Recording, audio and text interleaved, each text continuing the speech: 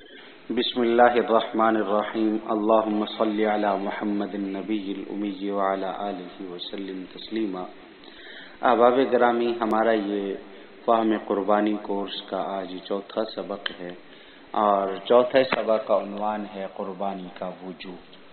دیکھیں، قربانی کو واجب یا سنت موقدہ قرار دینے میں زمانہ قدیم سے اختلاف چلا آ رہا ہے، مگر پوری امت مسلمہ متفق ہے کہ قربانی ایک اسلامی شعار ہے اور جو شخص قربانی کر سکتا ہے اس کو قربانی کرنے میں کوئی کوتاہی نہیں کرنی چاہیے، خواہ اس کو واجب کہیں یا سنت موقدہ کہیں یا اسلامی شعار کہیں، لیکن قربانی اس کو ضرور ہر حالت میں کرنی چاہیے۔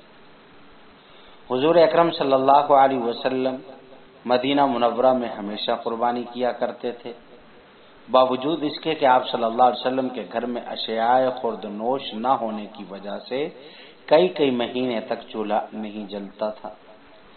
80 ہجری میں پیدا ہوئے حضرت امام ابو حنیفہ علیہ رحمہ نے قرآن و حدیث کی روشنی میں قربانی کو واجب قرار دیا۔ امام مالک اور امام احمد بن حنبل کی ایک روایت میں بھی قربانی کے واجب ہونے کی ہے۔ ہند و پاک کے جمہور علماء، برصغیر کے جمہور علماء بھی قربانی کے وجوب کو اختیار کرتے ہیں، کیونکہ یہی قول احتیاط پر مبنی ہے۔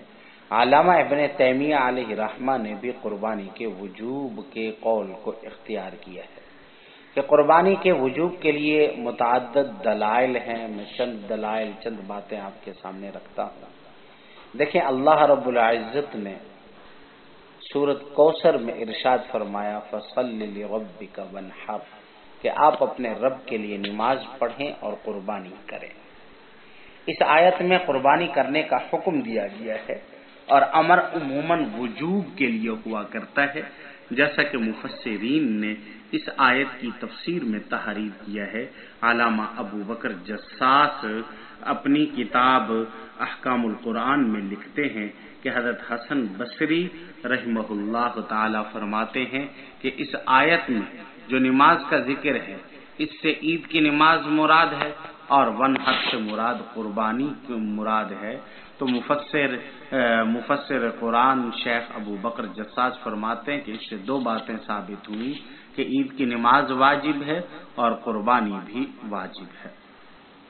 حضرت ابی ہریرہ رضی اللہ تعالی عنہ سے روایت ہے کہ رسول اللہ صلی اللہ علیہ وسلم نے فرمایا، جس شخص کو قربانی کی وسعت ہو اور وہ قربانی نہ کرے تو وہ ہماری عیدگاہ کے قریب بھی نہ بھٹکے۔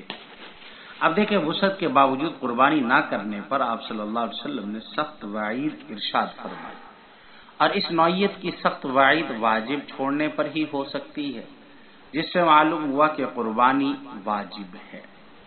حضرت جندب بن سفیان رضی اللہ تعالی عنہ سے روایت ہے کہ میں عید الاضحیٰ کے دن حضور اکرم صلی اللہ علیہ وسلم کی خدمت میں حاضر ہوا۔